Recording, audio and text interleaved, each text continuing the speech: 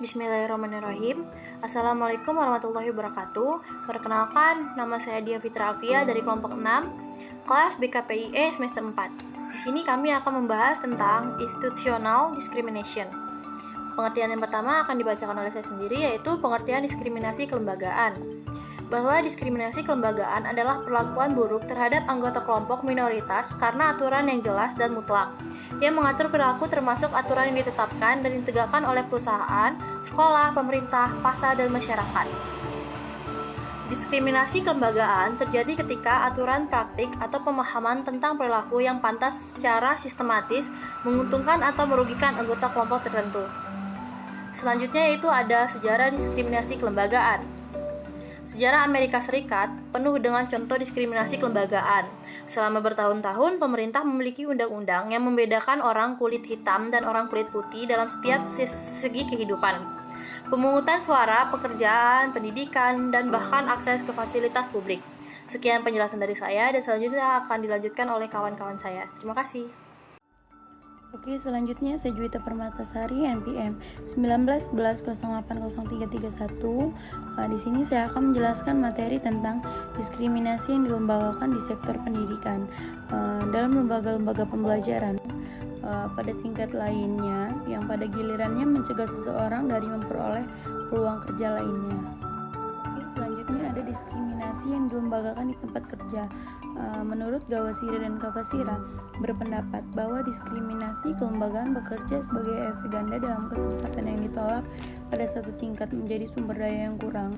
Diskriminasi yang dilembagakan dialami di kelas ketika seseorang instruktur menggunakan bahasa asing atau contoh yang dikenal oleh siswa dan latar belakang sosial, ekonomi, dan budaya tertentu, atau menulis pertanyaan ujian yang menurut siswa untuk memiliki pengetahuan sebelumnya tentang situasi dan fenomena.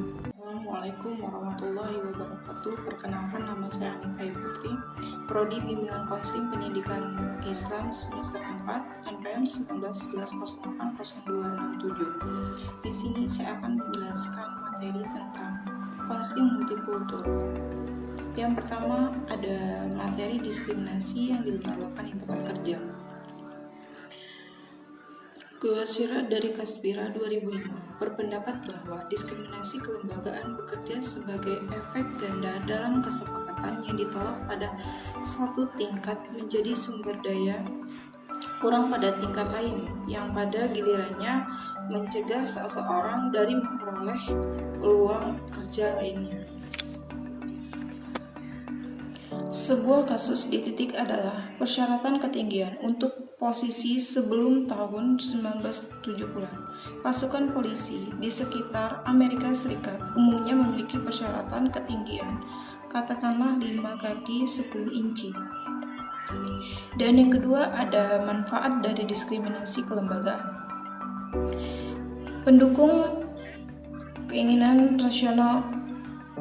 rasionalisasi berpendapat bahwa masyarakat sebagai keseluruhan manfaat ketika aksi afirmasi digunakan untuk mempertahankan beragam sekolah, tempat kerja, dan bisnis. Menurut argumen ini, orang-orang dari latar belakang, budaya, dan gender yang berada membawa keteramaian dari melengkapi yang secara kolektif memperkaya tempat mereka bekerja dan belajar.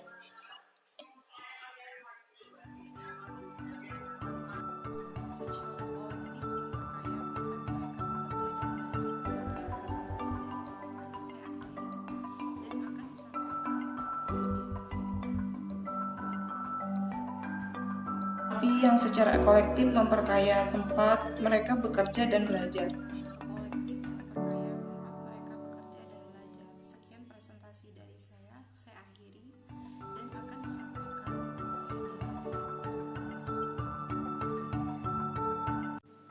Bismillahirrahmanirrahim.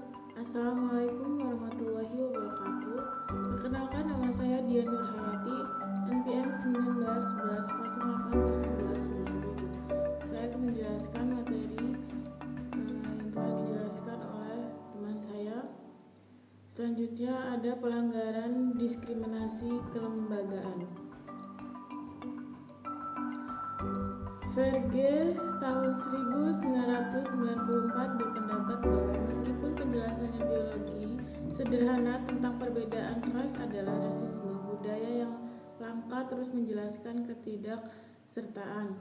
Misalnya, orang kulit hitam dikatakan kurang mewakili mata pelajaran ekonomi karena mereka lebih tertarik pada mata pelajaran lain atau mereka lebih memilih meluangkan lebih banyak waktu untuk atletik daripada pekerjaan akademis.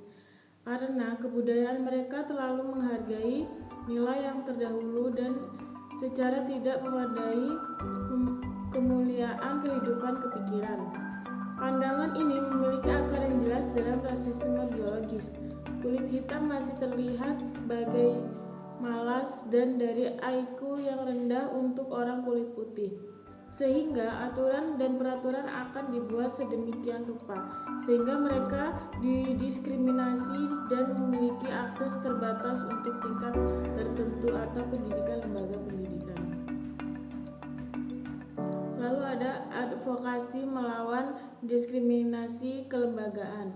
Proses advokasi adalah dasar untuk mencapai pemberantasan diskriminasi yang dilembagai pada institusi. Proses pelobi dimulai dengan orang-orang yang mengidentifikasi masalah diskriminasi yang dilembagakan yang mempengaruhi mereka, yang merupakan peluang yang tidak sama.